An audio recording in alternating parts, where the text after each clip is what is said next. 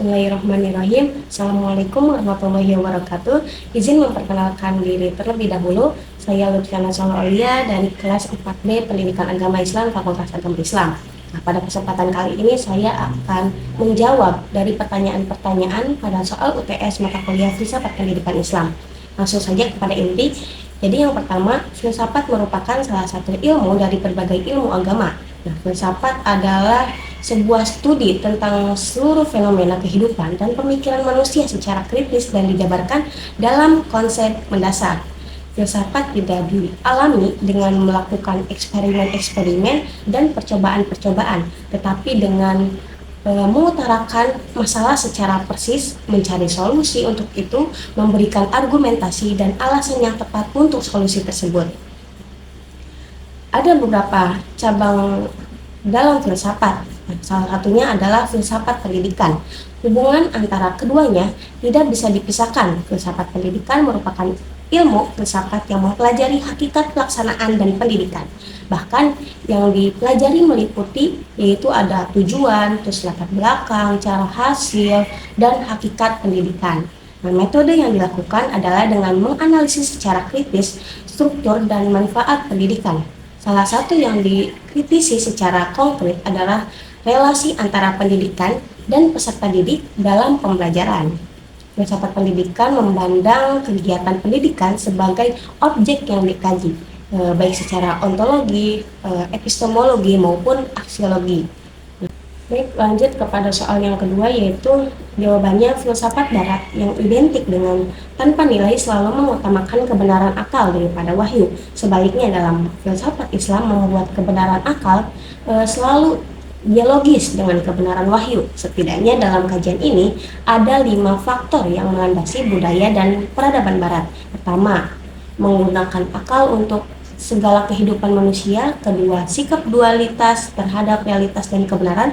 Ketiga, aspek pandangan hidup sekuler. Keempat, menggunakan doktrin humanisme. Dan kelima, drama dan tragedi sebagai unsur-unsur yang dominan dalam fitrah dan eksistensi kemanusiaan. Kelima faktor tersebut amat berpengaruh dalam pola pikir para ilmuwan barat pada saat itu, sehingga membentuk pola pendidikan yang ada di barat pada saat itu. Nah, perbedaan antara filsafat pendidikan Islam dan filsafat pendidikan barat adalah yang pertama, dalam filsafat Islam, kebenaran akal selalu dialogis dengan kebenaran wahyu.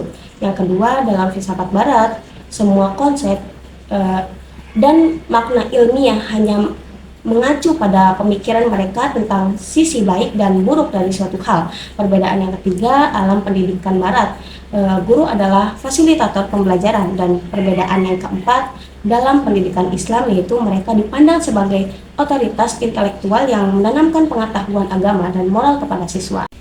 Lanjut ke soal yang ketiga, yaitu jawabannya filsafat pendidikan Islam menjadi bagian integral dari ilmu filsafat dengan objek tertentu yang mengharuskan pengguna ilmu untuk bisa memperhatikan batasan-batasan agar pembahasannya tidak terlalu meluas pada aspek yang kurang relevan.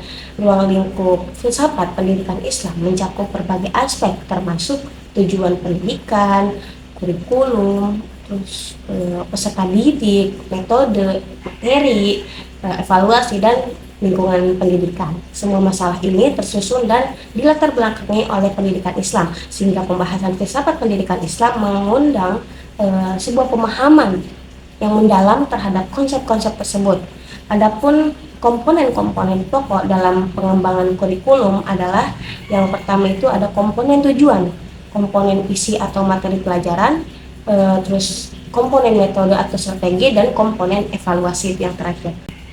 Lanjut ke soal yang nomor 4, yaitu jawabannya untuk mengatasi tantangan modernisasi, lembaga pendidikan Islam dapat menerapkan prinsip-prinsip filsafat pendidikan, yaitu yang pertama melakukan reformasi kurikulum. Seperti salah satu contoh, memperbaharui kurikulum pendidikan Islam dengan yang memasukkan pengajaran teknologi dan ilmu pengetahuan. Yang kedua, meningkatkan kualitas tenaga pendidik ya, Terus meningkatkan kualitas tenaga pendidik, membangun paradigma pendidikan Islam yang sebenarnya yaitu dengan melaksanakan pendidikan secara efektif. Dan yang ketiga itu melakukan penguatan struktur organisasi dengan cara mengoptimalkan fungsi setiap unit dalam lembaga pendidikan.